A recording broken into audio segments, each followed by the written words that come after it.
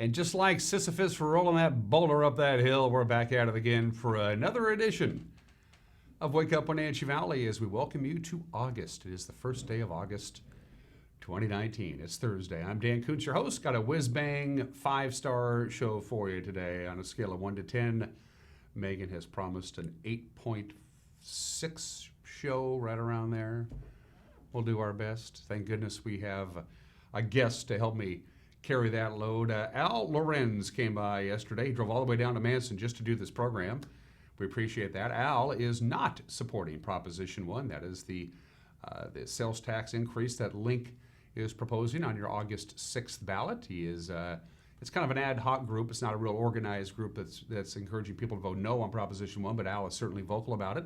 And in the interest of fair play and even up, since we've had people who are supporting Link's Proposition 1, we thought we'd bring in somebody who is opposing Proposition 1, and Al Lorenz will be doing those honors in the back half of the program in a segment that we taped yesterday. Outside of that, everything else that you're used to is back at it as we welcome you to August. Typical August weather, very warm day today. A little bit of a thunderstorm. We do have a fire weather watch in effect for most of our viewing area. We'll get to that in just a couple of minutes. Lots of news to get to. Sports, Mariners were real busy during the trade deadline. They made a lot of moves. The Seattle Mariners did. Good night for the Wenatchee Apple Sox, a non-league game, but hey, a W is a W. They get today off, and then they head into the home stretch of the pennant race for the West Coast League. We'll talk about Apple Sox baseball. We also have the obscure holiday today in history, birthdays. Everybody is entitled to Mike Magnotti's opinion and everything else that you so enjoy here in stereophonic sound and in high definition. 2 minutes after the hour, let's go around the valley with our tour of the Valley View cameras, courtesy of Localtel Sky-Fi High-Speed Wireless. Zoomed in just a little bit is the cross camera today on another beautiful day. It was a gorgeous day yesterday, although we only hit 88 degrees. It's supposed to be a little bit warmer than that, and we got to keep in mind that when we talk about our afternoon highs and our overnight lows, the official measuring station, as monitored by the National Weather Service, is actually at Pangbourne Memorial Airport. So Pangbourne, of course, is about 1,200 feet above sea level as opposed to the Columbia River that you see there, which is about 750 feet above sea level. So there is a difference. It's about a 500 to 600 foot difference in elevation, and that does change things a little bit. But this is an important fact. Now that we're out of July and into August, I was curious this morning about how many times so far have we reached 90 degrees this year. How many times have we reached 90 so far in 2019? The answer is 11. Now, again, this is as measured at Pangbourne Memorial Airport. 5 times in the month of July that just came and went, we hit 90 degrees, and 6 times in June. But ironically enough, the 6 times in June that we got to at least 90 degrees or warmer, all of those days in June all happened before June 21st, which is the first day of summer. So if you factor in from the first day of summer, the summer equinox, we've only had 5 times the entire summer that we've hit 90 degrees. It has been a cool summer, cooler than normal anyway for this time of the year, but it's a beautiful morning out there, just a little hazy, as you can see above Badger Mountain. Camera 2, where are we off to, Megan? I don't know. She gets to decide. We're going to pay a visit to the top of McNeil Canyon. Is that correct, Megan? Yes, there you go, the top of McNeil Canyon. A little bit hazier up there. Of course, they still have that fire up in the Stehekin area. Not a particularly big fire, and if there's any good news about a wildfire up there, it's way up there in elevation, and so the oxygen is thin, and so it's really hard for a fire to really take off because the oxygen is considerably thinner at 5,000 feet where that fire is. So it's not like it would be taking off if it was more oxygen to feed the fire. But it is a little hazy up there in the Lake Chelan area. You can see Lake Chelan way off in the distance from the top of McNeil Canyon. But so far, so good. No real significant fires so far this year. Knock on Formica. Camera 3. We say good morning to something there. I don't know what we're looking at, Megan. Oh, that's Rude Canyon. Okay, well, yeah, it's Rude Canyon. It's just the way the sun, the angle there, you can't quite make out what's going on out there. You can see the plateau, I guess, way off in the distance, and since that's about 4,000 feet in the air, you can see it is a little hazy with a few high clouds up at the top of Rude Canyon. And finally, camera 4. And we say hello to Omi Gardens. Beautiful day up at Omi Gardens. We'll be there next week, by the way. We'll be talking to the Friends of the Gardens group We'll be talking to Bonnie Orr and Sally Brawley, the Friends of Omi Gardens. Of course, Omi Gardens is celebrating their 90th anniversary this year. And we're going to go up to Omi Gardens and tape a segment of Wake Up Wenatchee Valley there next week, and we'll have it for you by the end of next week. Looking forward to that. It's one of the absolute crown jewels of North Central Washington is Omi Gardens, and that camera is a spectacular view of the Wenatchee Valley, looking almost exact opposite of the cross camera, which is directly across your screen. You can see the Otabashian Bridge on a beautiful Thursday morning. It is the first day of August. Yeah, summer. Whew. Scooting right by, isn't it? 6 minutes after the hour from the National Weather Service. That way, if you don't like the weather, you can blame the government. Here's your forecast. It's going to be a warm one today. It's going to be a little bit warmer than yesterday. 96, that might be a little optimistic. Maybe more like 92 or 93. Can't rule out an isolated, dry thunderstorm. It is possible, although not likely. It would be late this afternoon into the early evening hours. One thing we're keeping an eye on is the Fire Weather Watch. We have one, and there it is. Take a look at where you live. As you can see, it just skirts around the Wenatchee Valley and the Chelan Valley, but certainly the Omak, Okanagan area and on out to the Columbia Basin in northeastern Washington. That's your highest risk of fires. Anything gets going with some dry lightning can really get going, because we're also going to be dealing with some winds on Friday. It's going to be lots of sunshine on Friday. There's a weak cold front that's going to pass through the area tomorrow. It's going to cool us down a little bit, but it's going to kick up the wind up to 30 miles an hour in some locations. Not so windy here in the Wenatchee Valley, but there you go. We have a fire weather watch, and we'll keep a very close eye on that, see if they upgrade that to a fire weather warning or even a red flag warning. So sunny to warm today, mid-90s, no real wind to speak of. Slight chance, very slight chance of a dry thunderstorm tonight if it happens at all. Look at the overnight low tonight, 71 degrees under mostly clear skies. And this cold front comes through, just passes through in and out on Friday. Going to cool us down about 89 or 90, but it's going to be windy. Wind out of the west about 6 to 14 miles an hour. Gusts as high as 22 miles an hour for the Wenatchee Valley. Stronger gusts still in the upper part of our viewing area and out in the Columbia Basin. We clear out Friday night, 66 for the overnight low, and then we start the warming process, 91 Saturday, 96 Sunday, 95 on Monday. It's a strong dome of high pressure. It's centered basically over Colorado. It's big, it's strong, and it's not going to go anywhere for quite some time. So there you go, sunny and warm, with the exception of Friday. Again, a little breezy and slightly cooler on Friday. Sunrise this morning was at 5:39, sunset tonight at 8:35. That gives us 14 hours and 54 minutes of daylight. We're losing about 90 seconds of daylight per day as we have now reached August. It is 8 minutes after the hour. We're going to take a break. When we come back, we'll have your Thursday morning news. It was a busy day around the newsroom yesterday. What made news on Wednesday? I'll let you know in 1 minute. You're watching Wake Up Wenatchee Valley live this morning from Studio 15 in downtown Wenatchee on the NCW Life Channel.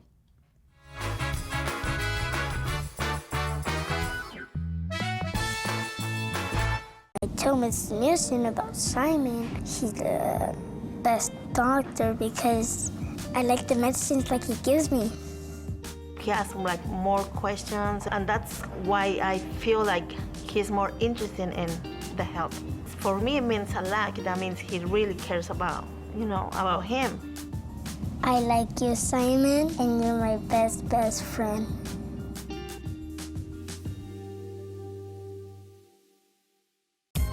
Live in concert as you've never seen him before, Weird Al Yankovic. The Strings Attached Tour, August 13th at Town Toyota Center. An evening of hits and classics from the king of musical comedy and his band. Backed by the Wenatchee Valley Symphony Orchestra. Get tickets now at Town Toyota Center box office or online at towntoyotacenter.com.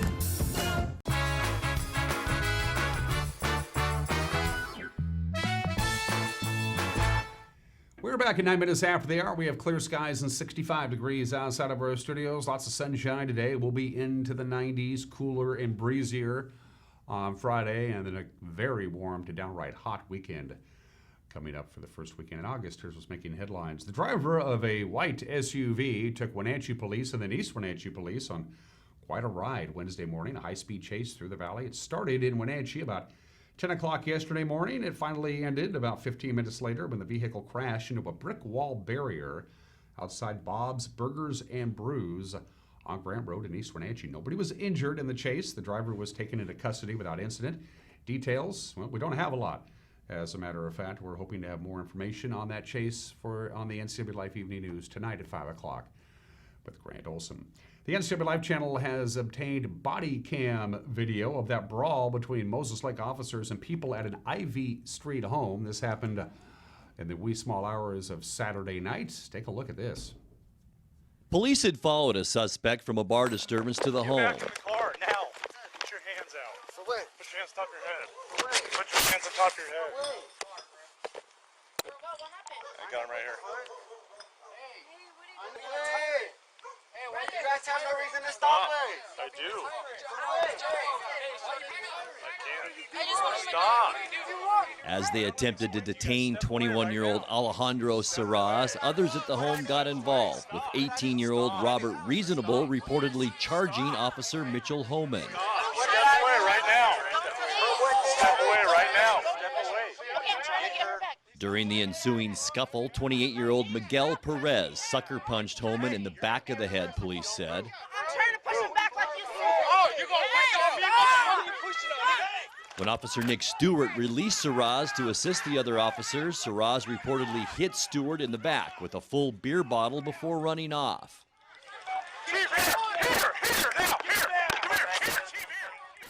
At that point, Stewart remotely released Canine Chief, who bit Perez in the abdomen, causing others at the home to back off. Give me your hand. Give me your hand. Put your hand behind your back. I can't breathe. Where's your driver? Serraz was tracked down the next morning at a convenience store where he was arrested. I don't even know what's going on. He's under arrest. Why? He assaulted an officer last night. I heard someone's under arrest. Who was? You're under arrest For what? for assaulting an officer last night. Yeah. Oh, really? Yeah. So, turn around. No, I'm not turning around. No, I'm not under arrest for what? Stop. Stop. You guys better kill me. You guys better kill me. Stop. Dude, kill me, dude. Kill me, shoot me, bro. Stop. Shoot me. Shoot me, bro. Shoot me. Xavier. Yeah, Grant Olson, NCW Life News. Thank you very much, Grant. A large sinkhole on South Wenatchee Avenue developed after that heavy rainstorm late in June is providing, well, lots of problems for Chelan County road crews. A small section of the street will remain closed indefinitely between Boudry and Boozer Streets while the county weighs its option for repairing the sinkhole. The damage from the sinkhole is about 10 feet in diameter. It extends to the storm water conveyance system beneath it, which is beyond repair. Now, with earlier plans to replace the storm water pipe in the area still in the design stage, the county is trying to determine if there is a short-term fix they can implement.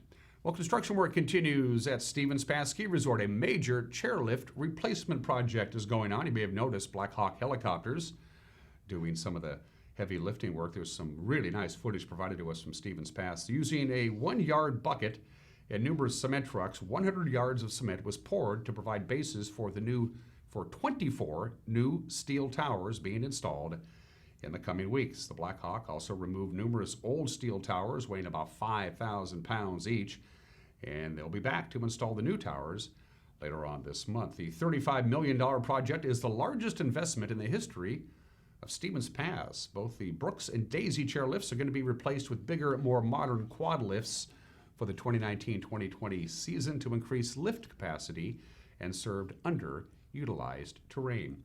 Well, a new center is open in Wenatchee. It's going to help families with special needs and chronically ill children get access to the care, the programs, and the support that they need. Here with more on that new center is our very own Cal Montgomery. The Brave Warrior Project opened their first facility 3 weeks ago and held a ribbon-cutting ceremony and open house last night as a way to welcome all to come see their new space and meet members of the Brave Warrior Project team.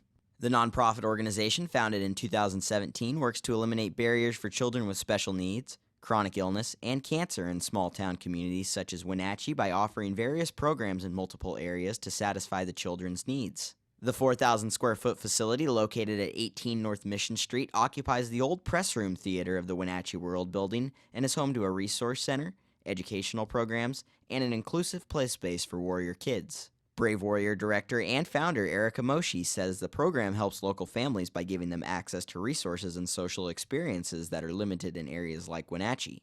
Families that have a child with chronic illness, disability, or cancer, we have to travel 2 + 3 hours for these programs. Social groups, for example, there are numerous programs in Seattle, Spokane, very limited here.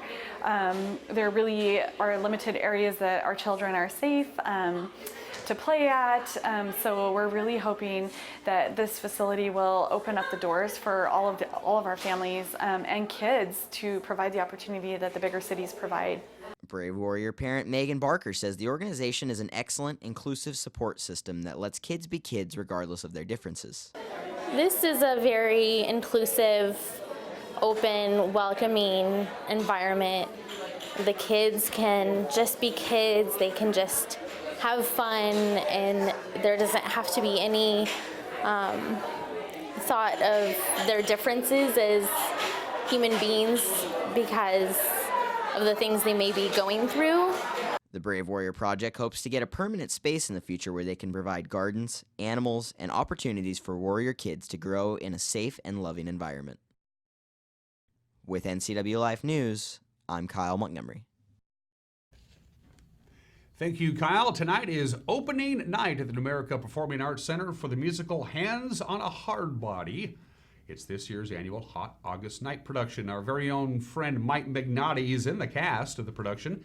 On Monday's edition of Street Talk and Other Stuff, he talked about Hands on a Hard Body with Jamie Donegan and Don Fox about bringing this musical to life.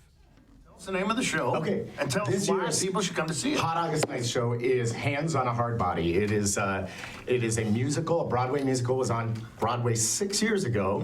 And it is based on a documentary by S.R. Bindler about 10 people standing in a car dealership lot with their hands on a Nissan hard body pickup truck. So that hard body isn't what you think it is, just so you know. No, I know you're thinking it might be, you thought it might be Mike. Something to do with me. But yeah, it's not Mike either. Neither of us.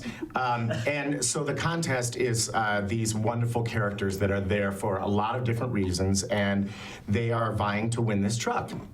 And it's a little slice of the American dream, you know, trying to make something of their lives and make their lives better. Now, this is not a real well-known show, though, right? No, it's not hugely well-known. But okay, it's a beauty. It's a rocker. Okay. Oh my gosh, this music is so gorgeous. It is music from the heartland. That's the best way I can say. It's got a little bit of country, a little bit of rock, a little bit of gospel, a little bit of little Broadway-ish stuff in it. And gosh, the creators of this, Trey Anastasio from Fish, the band Fish, Amanda Green, amazing songwriter, lyricist, and Doug Wright, who wrote the book for this, and he's a Broadway star, Pulitzer Prize winner.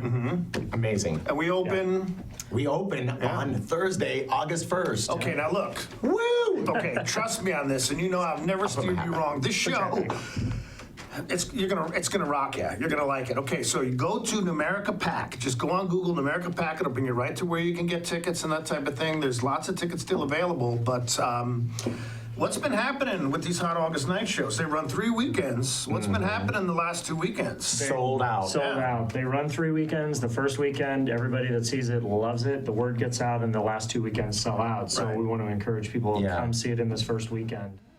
Looks like a good show. And finally, yesterday, in honor of Harry Potter's birthday, the North Central Regional Library hosted an event at the local Televent Center at the Pybus Public Market. Hundreds of fans of all ages gathered to celebrate Harry Potter's birthday. So today we're celebrating Harry Potter's 39th birthday. This is our 4th annual birthday party we host from the library. This year at Pybus. So it's a massive hit. I don't know, I'm a little in shock still. Right now we're up to 300. We average about 300. We've got a lot going on, so there's house sorting, there's birthday cake, there's a photo area, we've got wand craft, cactus craft, a movie showing, chess, Jenga, coloring, all sorts of stuff. This is one of personally my favorite events. Harry Potter means a lot to me, so I'm really happy that I get to do this as part of my job and that I get to bring out so many members of the community to come celebrate with me. So No, I just enjoy it quite a bit. My favorite Harry Potter character is Ginny Weasley. The owl? My favorite Harry Potter character is Harry Potter. My favorite Harry Potter character is Harry Potter. Hermione. Harry Potter. Hermione. I like Luna Lovegood. I don't really know who I like, but I like all the characters. I like Norbert. My favorite Harry Potter character has to be Sirius Black. Probably Lupin. Mine is Severus Snape. Definitely Buckbeak. Crookshanks. Hermione Granger. Harry Potter. I guess Hermione. My favorite Harry Potter character is Oliver Wood.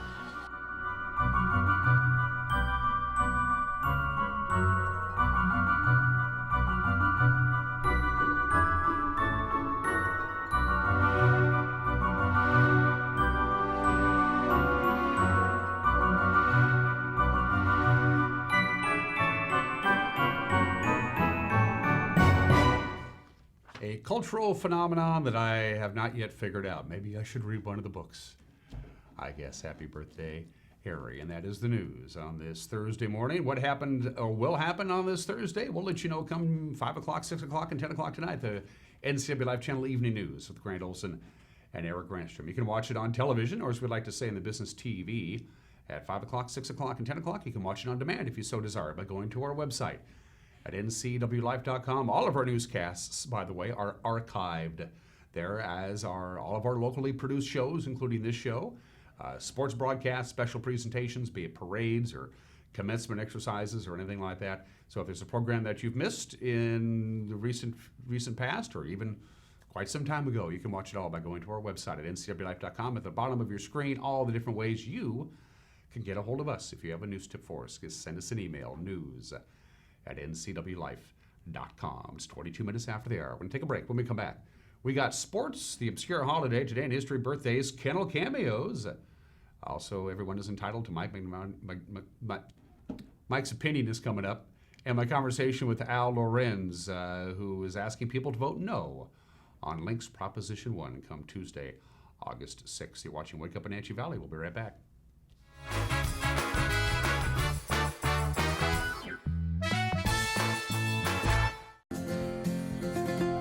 At Local Myth Pizza, we believe in real food, freshly prepared with only premium ingredients. Our cheeses are imported from Italy. Our sauces, dressings, and even our sausages are made in-house fresh daily. Featuring Northwest craft beers and 30 Chelan Valley wines and ciders. Family fun and amazing food. Eat local, drink local, and be local at Local Myth Pizza. Come see why Sunset Magazine says you can't beat Local Myth Pizza. Moving doesn't have to be back-breaking, stressful work. And I don't want you to make a move that way ever again. Traditionally, you would rent a truck. You would load up your stuff. You would rent a storage unit. You would transport it. And finally, you would unload your stuff yourself. You don't have to lift a finger. We bring the mobile storage unit to you. We drop it off. Then one of our trusted packers can load it for you. We come pick it up and store it securely for you. We bring it back to you. No hassle, no stress.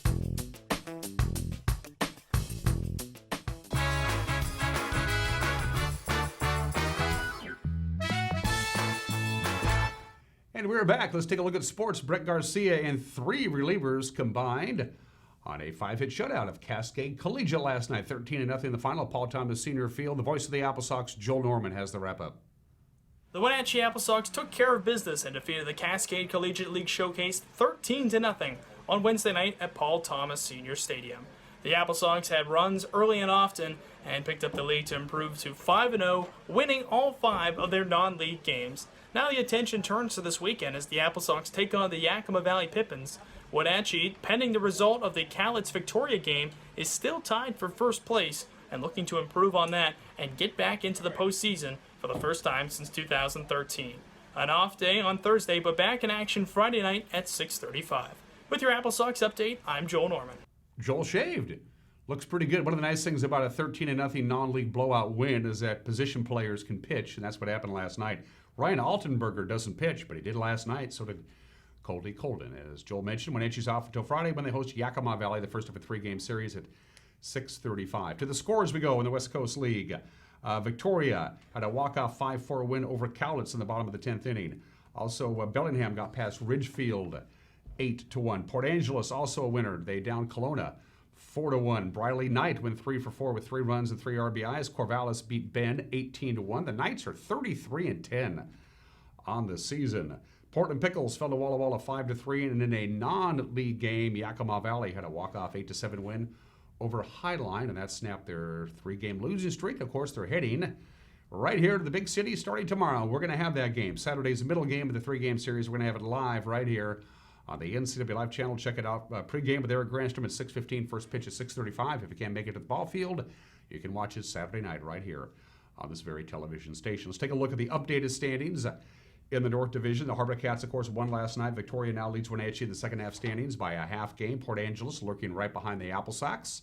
And then you have Yakima Valley and Bellingham, 5.5 games back. So here's the deal. If Victoria repeats as the division winners in the second half, like they did in the first, the second playoff spot goes to the team with the next best overall record. And right now, that's Wenatchee at 24-21. But Bellingham is just a game back at 22-21. The lefties are also not out of it. They trail Wenatchee by 3 games at 20-23. If you want to get an autograph for the Wenatchee Apple Sox, you can do that this Sunday at the Pybus Public Market. The whole team will be there, 12:30 to 1:30. They're going to have a raffle. They'll be raffling off an autographed Marco Gonzalez hat and Apple Sox tickets and all kinds of cool prizes. It's free. It's open to the public again this Sunday at the Pybus, and it's sponsored by Parsons, Sunny FM, and the Pybus Public Market. Mariners made out a lot of moves yesterday prior to the training deadline. They traded away pitcher Mike Leake. This took a long time to happen, but it's finally gone. Mike Leake is now a member of the Arizona Diamondbacks. Also say goodbye to reliever Ronius Elias and Hunter Strickland. They went to the Washington Nationals. Mariner General Manager Jerry DiPoto says it turned out pretty good for Seattle. Really excited about all 3 of those arms in addition to Jose Caballero, but it's rare that you get a chance to fill in a lot of prospect depth in a system in one day. So we're pretty pumped, and to do it at so many different levels. We're pretty fired up about being able to do that. I'll say that for most of this deadline period, it was, for lack of a better word, it was just boring. 72 hours ago, we started getting a higher volume, and you started to see more names being bandied about and exchanged, and especially in the last 2 hours leading up to the deadline, the activity got really heavy. And we had multiple conversations through most of the summer about Mike Leake, but we had nothing imminent going into today and even into the final hour of the deadline until Arizona re-engaged and we were able to resuscitate that discussion. So I think having the one deadline really, it forced people to think very clearly through what they wanted to do. By people, I mean the other clubs, whether they wanted to buy or whether they wanted to sell or hold. That I think what wound up happening is the teams at the top of the food chain who clearly wanted to buy and the teams who clearly wanted to sell were caught in a hold because a lot of the middle of the market wasn't moving because those teams hadn't yet determined whether they wanted to be in or out. The biggest buyer, by the way, at the trade deadline yesterday, the Houston Astros, which is the new home for 6-time All-Star Zach Greinke. Houston making a serious run for a deep playoff push. By the way, on the field Wednesday, the Mariners lost a seesaw battle with Texas 9-7, so their 6-game winning streak has come to an end. They're going to remain in the Lone Star State today to take on the Houston Astros. 5:10 is the first pitch. By the way, that game is tomorrow. UC Kikuchi will go for Seattle. Wade Miley takes the hill for Houston. To the American League West we go. Mike Trout's 35th home run of the season was the only run that LA scored. They lost to the Tigers 6-1. Cleveland clobbered Houston 10-4. And the Brewers bounced back from a walk-off the night before. They edged the Athletics in Oakland 4-2. Seahawks continue training camp in Renton. There have been a few rookies who have turned the coaches' heads. Among those is the free safety Ugu Umadi out of the University of Oregon. He says he's very energized by the big turnout at practice from the 12s. Feels good, honestly. The weather's good. Body's feeling okay today, so it feels good. And the sun's out, and the fans are showing us so much love today. So overall, it's a great day. Man, that's nothing but love, man. That makes me play a lot more tougher and harder, man. That just gives me like that adrenaline rush, man, that I need, man. When I'm tired, I feel like, ooh, I'm ready. He was selected as the 123rd pick in the draft. He's out of the University of Oregon, and he says he's doing all he can to get up to speed and learn Seattle's defense. I'm really advanced to where I'm at right now. I'm always in the playbook. I'm always talking to Bobby, about certain defenses. I'm always talking to the personal assistants that we have, making sure they keep me in the loop as well. So I'm just trying to stay ahead, and be available at all times. It slows the game down for me, man. That allows me just to play it without thinking, and that's huge for me, especially for a rookie. Playing the game without even thinking and just letting them play football, that's just a thing you need, especially for your defense. Of course, the Seahawks have their first preseason game 1 week from today at home as they take on the Denver Broncos. And if you can't wait to watch NFL football, you can watch tonight. The Hall of Fame game in Canton, Ohio is tonight. It is the Falcons and Denver. And that's just some of the games that people are playing on this Thursday. At the bottom of the hour, the obscure holiday of the day today is National Mahjong Day. So take out your pongs and your kongs and your chows and, of course, the mighty mahjong and play a little mahjong. Play your tiles right, and you're a winner. It dates all the way back to the 19th century. It eventually, of course, worked its way all over the world. There's all kinds of different styles of mahjong. There's American mahjong and Hong Kong mahjong. Japanese mahjong. If you don't know how to play mahjong, it's not that hard to learn. It's like rummy, essentially, is what it is. So gather some friends together and play a little mahjong on National Mahjong Day. It's been a long time since I've done that.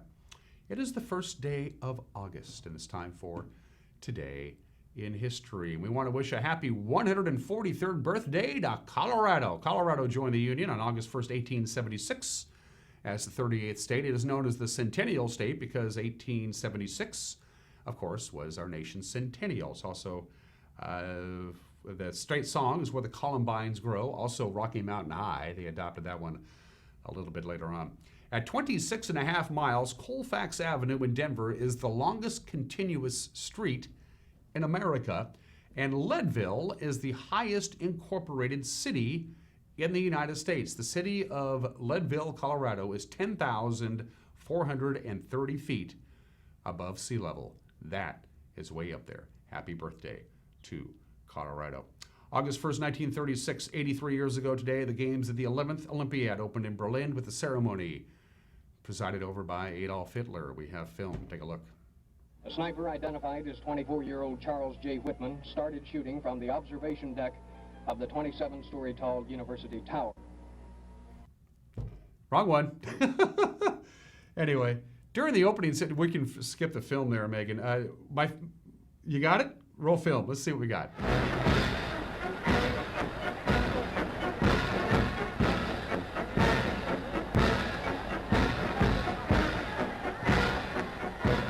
The German team as hosts come last, and then Germany's Führer declares the 11th Olympiad officially open. Ich verkünde die Spiele von Berlin zur Feier der 11. Olympiade neuer Zeitrechnung als eröffnet.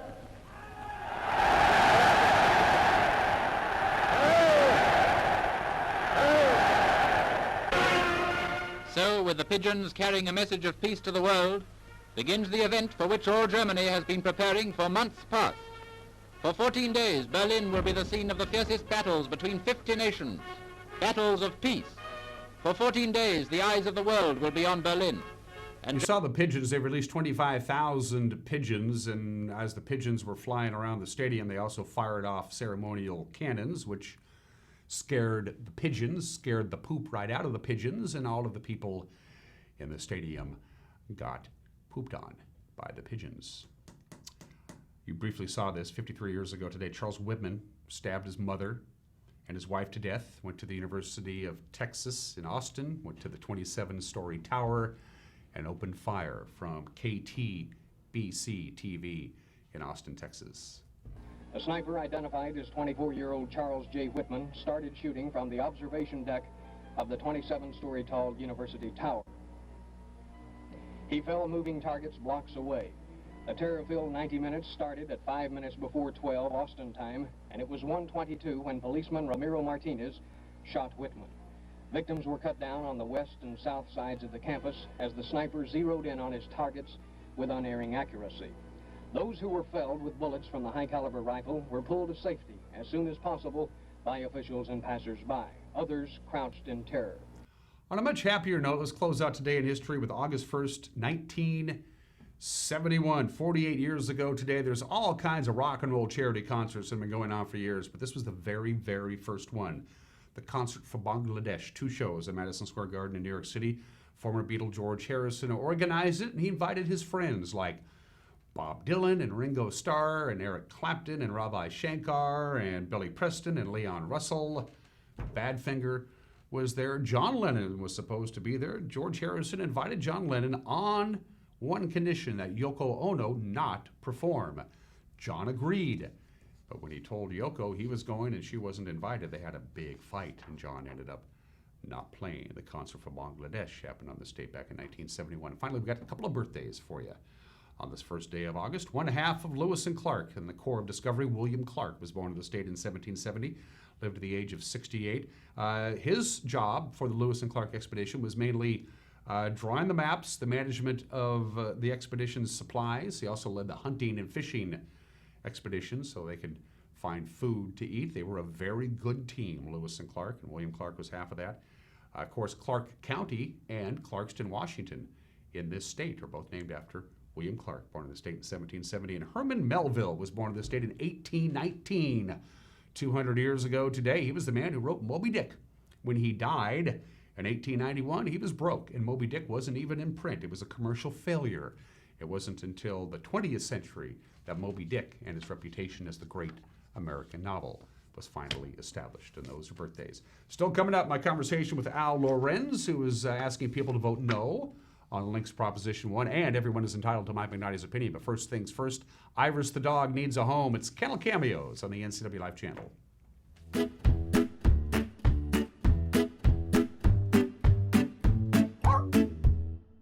Hey guys, Megan here with the NCW Life channel. We're here with Iris and Jenny, the volunteer coordinator at the Wenatchee Valley Humane Society.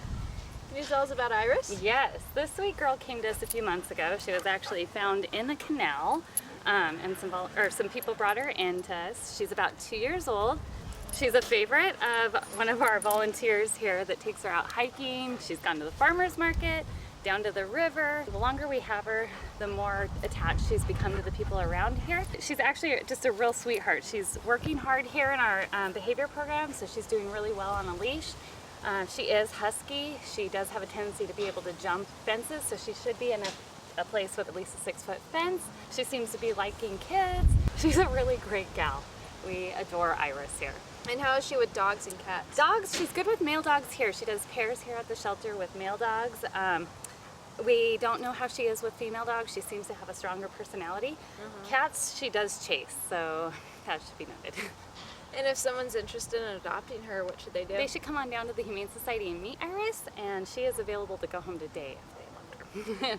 The Wenatchee Valley Humane Society is located at 1474 South Wenatchee Avenue and is open Monday through Friday from 11 a.m. to 6 p.m. and Saturday and Sunday from 11 a.m. to 3 p.m. Give them a call at 509-662-9577 or visit their website at wenatcheehumane.org. This has been Kennel Cameos at the Wenatchee Valley Humane Society.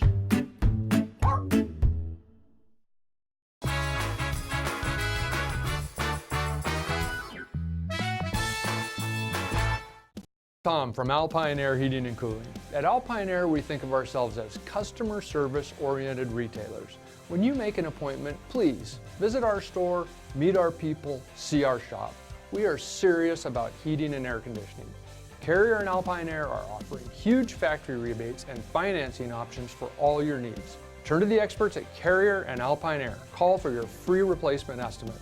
Heat and air, call Alpine Air, 662-6846.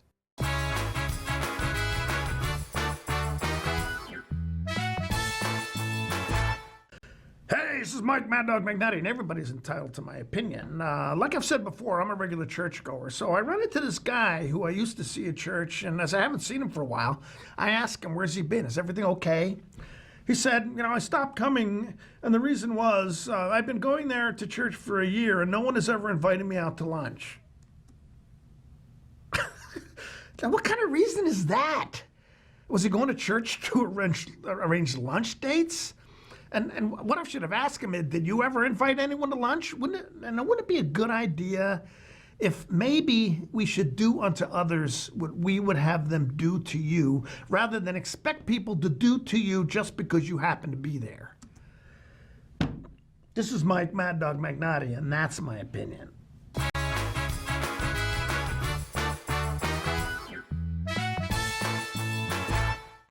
So Pam, how's your mom doing? She's okay. She's struggling. She'd like to stay in her house, and it's getting harder for her to do the daily chores. What kinds of problems is she having? Just basic house cleaning, you know, taking care of her house, yard work, taking care of her medicine. Mm-hmm. It does sound exhausting. It is very exhausting, and I always worry about her. Aging and Adult Care can assist you or your loved one to remain comfortably and safely in their own home. Contact them today to start the conversation. Campfire North Central Washington, serving youth ages 3 to 18. Register today in one of Campfire's programs. Club members meet regularly with volunteer leaders to learn responsibility, sharing, cooperation, and citizenship. When a child is involved in Campfire, they will be actively learning and engaged in activities, encouraged to learn new skills, feel a part of the group, learn to work in a team setting, participate in planning, goal setting, and making lasting memories. Badger Mountain Brewing is proud to announce the grand opening of our new kitchen. Come try out our new menu featuring fabulous steaks, prime rib, gourmet burgers, and seafood grilled up by experienced meat master, Chef Galen Goodman. To complement your mouth-watering meal, Badger Mountain Brewing features 14 in-house crafted beers, an alcohol-free root beer infused with 11 different herbs and spices, 3 different ciders, and a great wine selection. Don't miss out on the best meats and the best brews down at Badger Mountain Brewing, located at 1 Orondo Avenue across the tracks from the Pybus Market.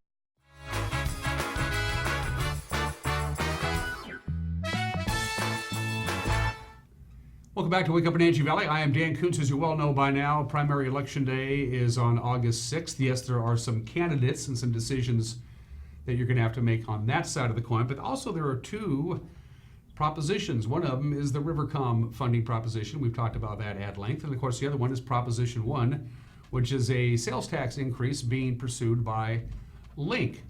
And we have had some folks associated with the Yes on Prop 1 on this program, and in the interest of fair play, it's always a good idea to bring in somebody from the other side of the coin who are discouraging people from voting yes on Proposition 1. And the man to my immediate left reached out to us via email, about a week ago, Al, is that right? Yeah.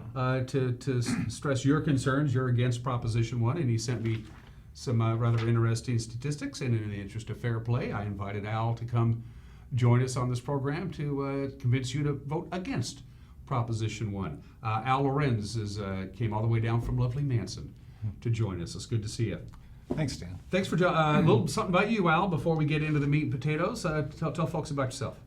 I'm from Manson. I grown up as actually, with the time now, a brat of the Apollo program. My father was an engineer on that, and have lived in Manson for 15 years now. And what brought you to Manson? Actually, my son. I have a special needs kid, and we went and had him in a private school in Manson, which got him everything he needed. Oh, good. So it's been a good fit. It has. It's been great. And the roundabout at Noseum Road is fine now, right? Oh, it is what it is. It is what it is. I hated. I played a lot of golf, and that intersection just scared the bejesus out of me. I wanted to get out on the highway. That's all taken care of now. You were against Proposition 1. I am. Link Proposition 1. You have any number of points that you want to make, but basically give me just an umbrella, broad paintbrush against Proposition 1 from whatever standpoint you want to begin with. Al, go ahead. Well, when it was on the ballot, I really didn't have an opinion and started digging into Link's website, actually looking at what the numbers actually are, because I haven't heard any numbers from the yes people, and I started to ask some questions about the numbers on their page, and actually they blocked me. So and they'd done that to a bunch of other folks. So I thought, well, okay, let's have a conversation. So I started a Shrink Link page on Facebook, and it's been really interesting. When I dug into the numbers, I couldn't find anything that supports their Vision 2020 making any sense financially for taxpayers. The first thing I looked at was how does Link run on subsidies already compared to other transit systems? And what I found is typical transit systems recover about 1/3 of their costs from fares. Link recovers 2% in 2019. And so a $2 fare, which would be a transfer, it's a little less than it costs to get on from one of the places outside of town, is seeing $98 in taxpayer subsidy already, and I was floored by that. So we started looking at some of the other numbers, and on the Facebook page, there's a guy who went through and took the boarding numbers for Link, which they look at each time somebody goes onto a bus, and that's different than a passenger. Okay, a passenger, if they do a transfer, that's 2 boardings. If they do a round trip, that's 2 boardings. If they do a round trip with a transfer, that's 4 boardings. Okay, so it's not an indication. It'd be a very optimistic indication of actual passengers. But he did the calculations, and those big 40-foot buses we see running around the county, he figured out that the average number of boardings, just people stepping on a bus in an entire route, is only 7.2. So we're running 40-foot buses with nobody on them, which kind of corresponds to what I see when I'm driving around. So you're not anti-Link as an organization. You just don't want to see the sales tax pass, correct? I don't want to see the sales tax pass. In studying it, I think Link probably needs to focus more on the areas where they have the densities to support their service. Which is basically the Wenatchee, East Wenatchee area. It is primarily the Wenatchee, East Wenatchee area, and those, the outer routes that they want to do and expand really don't make sense, and nobody wants to be on them because it takes so long. It takes so long to get anywhere. A drive that would take you half an hour, it takes 2 hours on Link. By the time you get there and wait for the bus, and then get kind of near where you're going, and then catch a transfer, and that's why they've increased service the last 2 years between 5% and 7%, and their riderships declined 2 to 3%. In fact, their riderships declined every year since 2015, and I think that's because they're providing services that don't really serve people. So. This is a sales tax increase, which is one of the primary funding mechanisms that Link has, and some of the people in your boat have pointed out to me that sales taxes are up, ergo Link's income is up. Why would they need more, correct? Correct. The sales taxes track with both population increase, because you get more sales, and inflation, right? In fact, we looked at the number on Link's website, their 2018 annual report, and in 2009, their sales taxes were $7.3 million in revenue, and in 2018, they were $12.9 million in revenue, which is a 77% increase. So they're more than keeping pace with growth in the area. In fact, I'm sure we haven't had 77% growth since 2009. We're growing, but not that fast, right? Right. Yeah. That's certainly that's an interesting point that you make there. So you're not against Link as a service. It provides a vital service. You just it's just that it's about where it should be right now. Or would you like to see Link actually cut back a little bit in many locations? We call our website Shrink Link, not Sync Link. Right. Okay, but I think they need to reprioritize and focus on things they can do efficiently. Because as a taxpayer, I don't want to be paying $98 for somebody to climb on a bus. So they need to focus on where they can get traffic and serve it efficiently. The other people involved, this is an ad hoc campaign. It's not a real organization. No, right, on your Shrink Link group. It's a Facebook page I put together, which those are free, right? Right. And then it's conversations that are going on there with the public and people in the area, and it's kind of just taken off virally. And so what are the responses that you're getting from your Facebook page? You know, I haven't gotten any negative responses. Okay. We had actually a couple of Link folks that are employees say, well, that's a funny way of calculating subsidies. And I was like, well, actually, I think your way is kind of funny. Is there some of this preaching to the choir kind of going on because you're all the people who are liking your page are obviously not supporting Proposition 1? So how are you getting the word out beyond the people who are following your page anyway? Well, we've, I'd call it social media marketing. So I'll go in and comment, like on your station where they have, where you're on Facebook or on your website. Which is how you got a hold of us originally. Yeah. So I'll put a comment on there, and that brings people to the page, and there's other places. So we're just marketing by participating in social media. The Link footprint is a sizable one. It's Leavenworth in the Upper Valley and all the way to Manson and various other locations.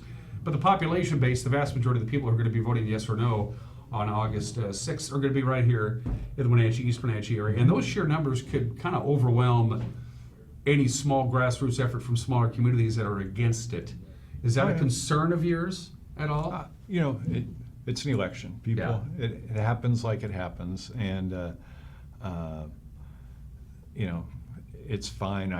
I wanted to have the conversation out there and have a place where people could talk about it and where we could see numbers that I didn't think were being shared on this issue.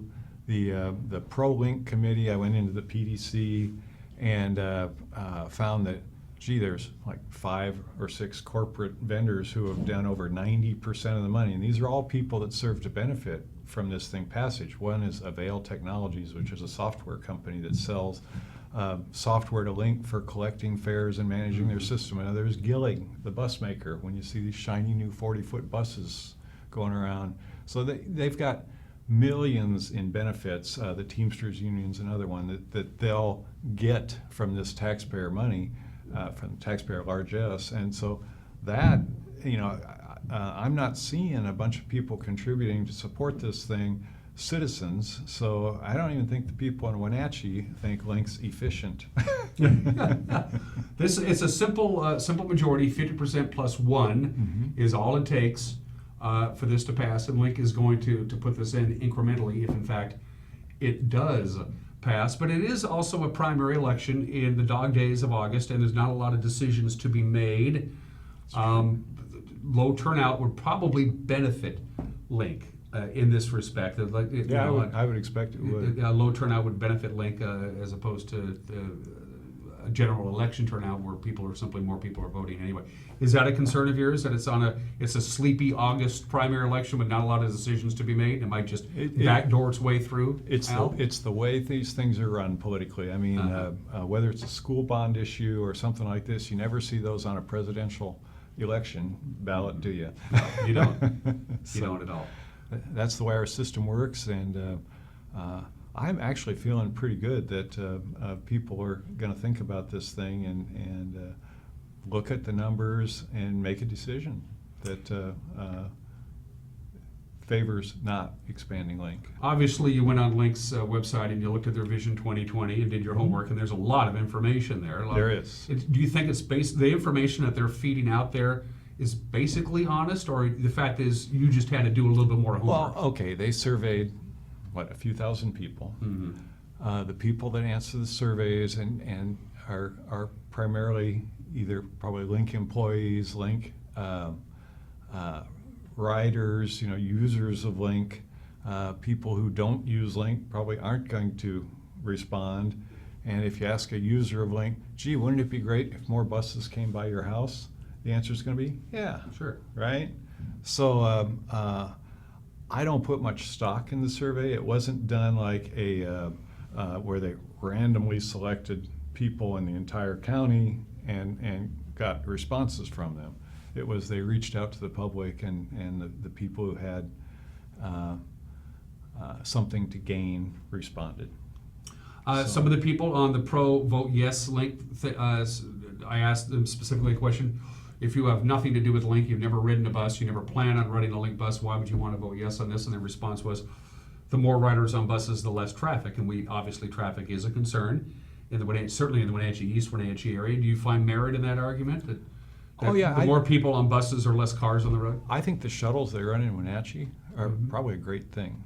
Okay, the 40-foot buses running with 7 people in them and stopping all along the highway actually cause more congestion than they relieve, because that's what, 1 or 2 cars worth of people. So they're not relieving congestion with those buses. The big employers, the Confluence Healthers, the Crunch Packers, some of them are very much in favor of Proposition 1 because they have a great deal of workers, not on the highest of the wage scale, but certainly a great deal of workers who depend on Link to get to their job and get back to their job. Do you think maybe they should be responsible a little bit more maybe for privatizing that transportation to get their workers to where they need to go? They don't have cars. They need to go from East Wenatchee to the hospital because that's where they work. There's a lot of ways that to address that. Van pools, things like that, which Link could participate in, and I believe does. So there's a lot of ways to address that. Amazon's not using King County Transit to get their workers there, and yet they have their own bus system set up.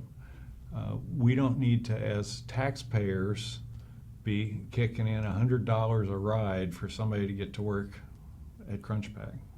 Do you think if they had asked for not quite the tax increase they're asking for, they would have they have a better chance of passing, or is this just biting off too much? Well, I mean, they already have a 0.4%.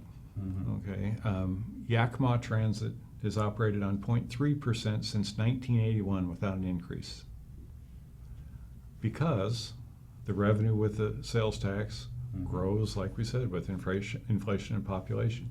They don't need a bigger tax bite. I'm going to give you, Al, we're almost out of time. In the interest of fair play, I'm going to give you the floor is all yours. You can look directly into that camera right over there, Al, and plead your case for the folks to not vote yes on Proposition 1. Vote no on Prop 1. Al, it's all yours. Link's extremely inefficient financially, and even with their traffic mitigation, the things they talk about aren't there. If you get outside of Wenatchee, Link doesn't make sense. We need to shrink Link down to a more efficient system that's smaller. They do not need a tax increase. Thanks. And again, the Facebook page is Shrink Link? Shrink Link, no on Proposition 1. Okay, that should be pretty simple to find. It's easy to find. All right. Al, I appreciate you coming all the way down to Manson to state your case. Thanks, Dan. Yeah, it's my pleasure. I'm glad. I believe in hearing all sides of the argument before, and I believe in being an informed voter. Great. Absolutely. Do your homework. Absolutely. Al, thanks for coming down. Now that you're in the big city, you might as well enjoy Wenatchee for a little while. I will. There you go. You're watching Wake Up Wenatchee Valley. We'll be right back.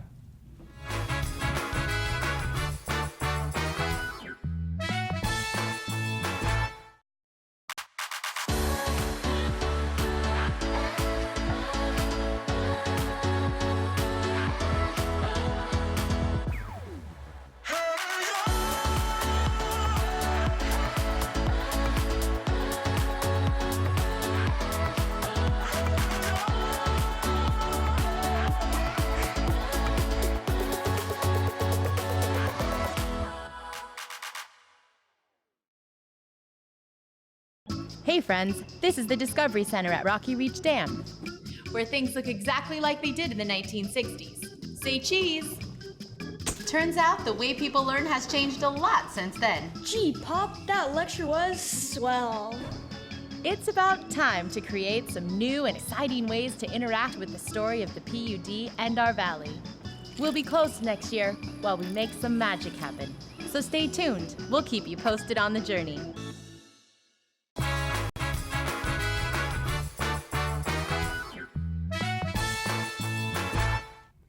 And we're back here on Wake Up Wenatchee Valley on this first day of August 2019. One more time, let's take a look at that forecast from the National Weather Service. Dry, sunny, warm today. 96 might be a little optimistic, maybe 92, 93. We had 88 yesterday.